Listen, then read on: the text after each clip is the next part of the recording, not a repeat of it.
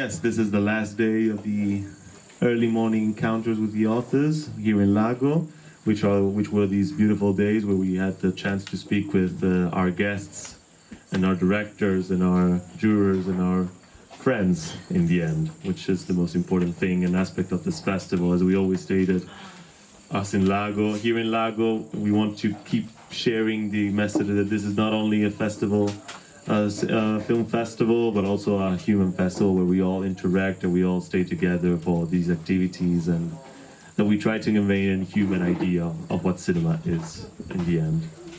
But well, talks aside, let's begin with the last day of the encounters, which is all jury-based, basically. It's because today we have the talks with the last jurors that arrived here in Lago. We will have a talks with most of them and to speak about their career, about the work, and about what they think about the activities in the cinema. So, without further ado, I would like to introduce one of the first jurors of the Premio Regione del Veneto competition. She's actually a real friend because she was here last year for the same competition with a short animated movie called Verbininch. So I would like to welcome to the stage Sofia Negri.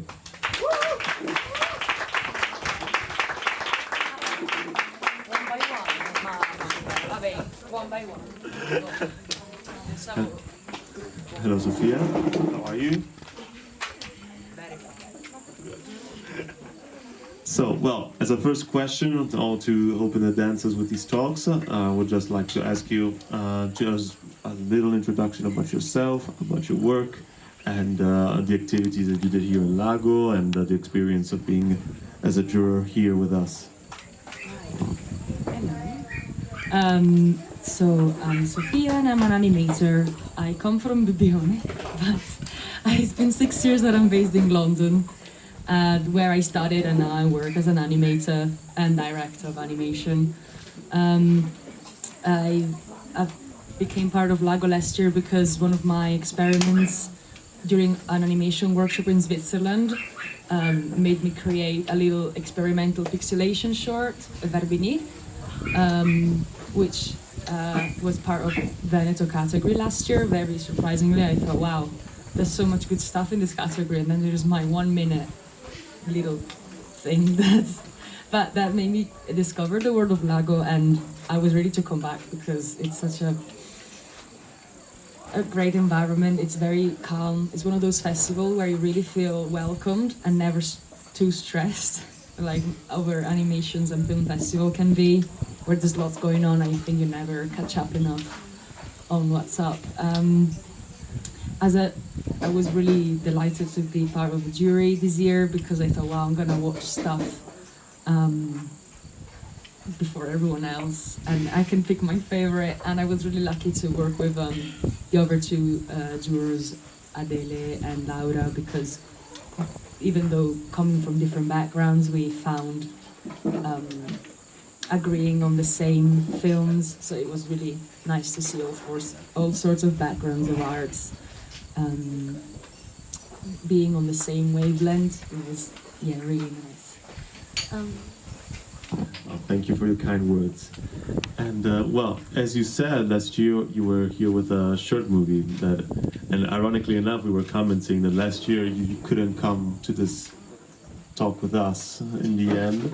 So I would love to take the possibility to recuperate from the past mistakes as we share here in Lago. So if you want, I would love to ask you some questions about Verbini, if you want, and especially about your techniques, because as you said, you are an animator, you are based in London, you have worked in various animations. We also had the possibility to show Breathe, one of your last works with Mark Silver. And I wanted to ask you, what do you feel are the techniques that you feel most represented with, and what can you tell us about the technique you used in Verbini pixelation, if I'm not mistaken, which is a very peculiar technique. So usually I work with 2D and stop motion. I mix the media, I draw a lot, and I put together my animations using live action and stop motion. So Verbini is something very different because I was finding myself in this like this, a literal refuge in the middle of nowhere, no hot water, no electricity, for a week with 20 people that would only speak German. It was really fun. I was feeling really disassociated because I'm really social, and yeah, it didn't really work out as I thought. So I was spending my whole time there just out and about, like a place like this, just taking pictures and thinking, I don't feel like myself here. I really feel like I'm not gonna draw anything. I just feel very not myself. So Verbenik is really a little pixelation about that, even though when you make stuff, you don't know what's gonna be about. So I realized it as I was doing it. And it's a sort of collection of what I saw in the landscape of the Alps in Switzerland. And then I started doing a little stop motion with some rocks. Yeah, I don't think many people watched, maybe, I don't know how many people here watched it last year, but and it's really short, so it's something that really does not represent my style and stuff. But I think that's the best way to explore something else that you could be. And I thought, yeah, that experience really pushed my boundaries, and the film represents it. It's not comfort zone,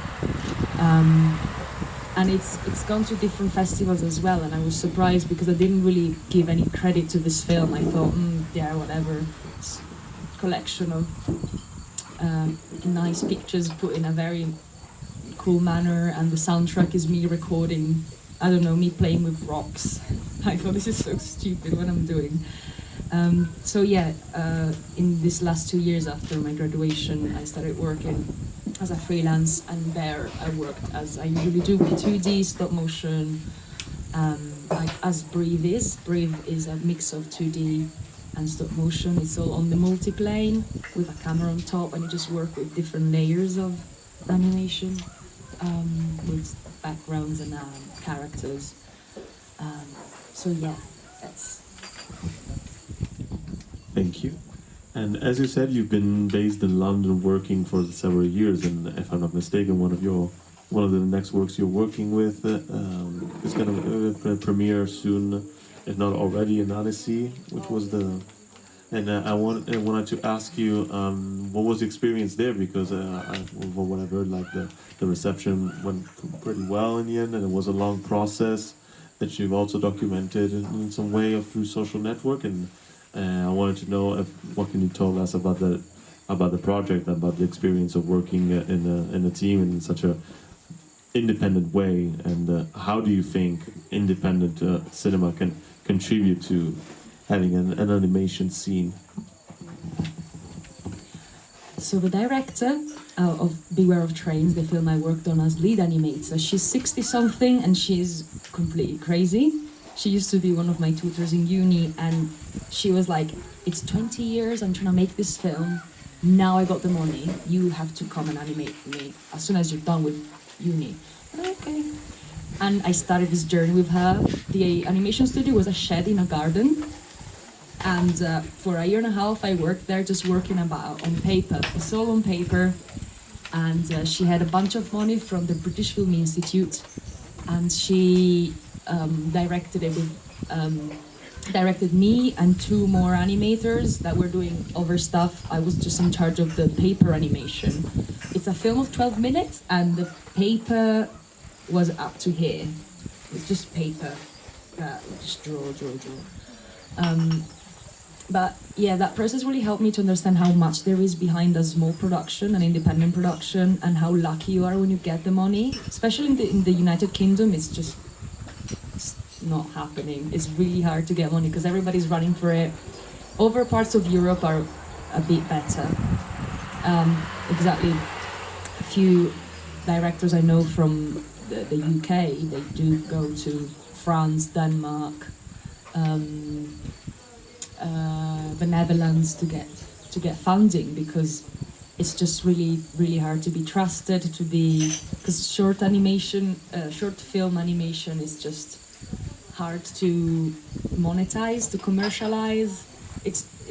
Something is happening on streaming services like Netflix sometimes, has something different. You can see Love, Death and Robots as having a bit more of a has changed a bit the landscape of short animation, and it's getting appreciated a bit more. But now, after working as a freelance these last 2 years, I am going for some funding right now, and the competition is a lot, and the money are not much. So you rely a lot on crowdfunding, on having different money from different sources, and but that shows how much you care for it. If I think of my director Emma, she's been having this project for 20 years, and for 20 years she kept fighting with the British Film Institute, which is such a big institution, yet they waited 20 years before opening this funding, which is now still running. Actually, it's every year now they have it, and they give money to like 9 or 10 directors, and then there's another funding for younger people. So stuff is happening, but it's not easy. So yeah, it's fun. Well, on that note, I would love to ask you, what are the next steps for you in your career? You were talking about funding and projects. Is there something you can share with us, or the next steps you're going to take with freelance work? And well, if you want to share it with us, basically. So during lockdown, I started, because I was just working with her, I thought, oh, everything's so boring. What am I doing at night? So I took some notebooks that I didn't use, and I started animating frame by frame animation of little GIFs, and I thought, this is fun, and it's good to go back to do your own thing.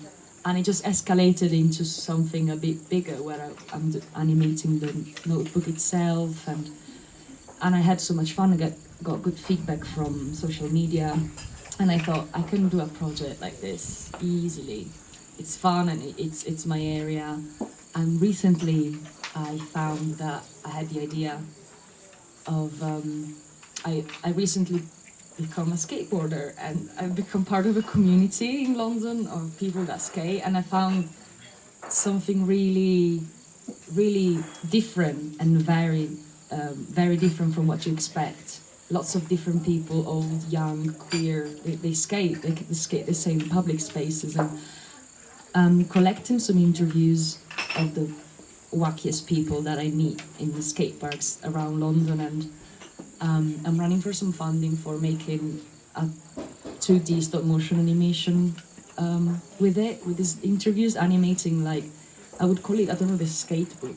I mean, it's a bit lame, but it's like the notebook becomes a diary for these people to open up about their experiences, because it's very intriguing to see this sport, especially when adults, especially some there's a whole group of mothers that skateboard, and I'm thinking, wow, they take the kids to the skate park, but they don't necessarily skate. The moms skate, and it's just great to see them just, breaking ribs and wrists.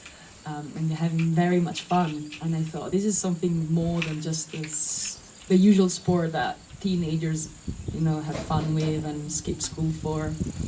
And yeah, this is my first thing that I'm currently kind of working on, so we shall see. And then there's more to come, and that's in the future. Well, thank you very much, Sofia. I hope this wasn't too unpleasant. I hope we had a good time talking here. Yeah, it's fresh. It's fresh. This new location actually looks good for summer. We should do this more often, actually. But well, we'll see. And well, thank you very much, Sofia. I hope you had a good time. And thank you very much for coming.